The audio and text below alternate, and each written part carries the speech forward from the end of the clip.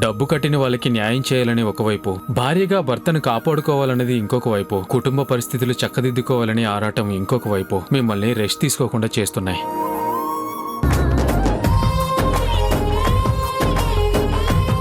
నేను ఈ కేసు నుంచి బయటపడాలన్నా, నా గురించి సింధు పడే బాధ తీరాలన్నా ఈ ఐడియానే కరెక్ట్. ఏంటి ఈ టైంలో కాల్ చేసా? నువ్వు వెంటనే బయలుదేరి ఆపరేషన్ సింధు అమలు చేయి. ఏటికోళ్ళ ఉరుములు మెరుపులు లేని తుఫాన్లా సైలెంట్గా వచ్చేవిటి?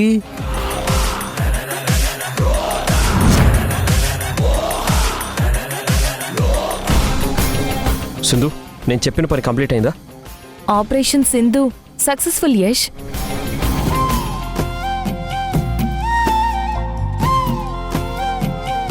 అవును, నిన్ను కొత్త చీర మల్లెపూలు పెట్టుకొని ప్రత్యేకంగా రెడీ అయ్యి వాడు ఎందుకు రమ్మని చెప్పినట్టు?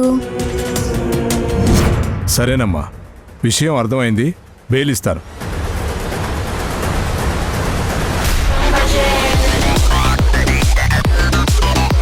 జైలర్ గారు, మా ఆయన bail papers.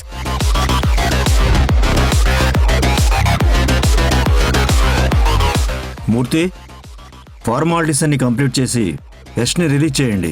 Okay sir. Yash వ్యూహాలకు సింధు అండతోడైతే ఇక ఆపటం ఎవరితరం? మనసంతా నువ్వే రాత్రి 8:30 నీ ఈటీవీలో.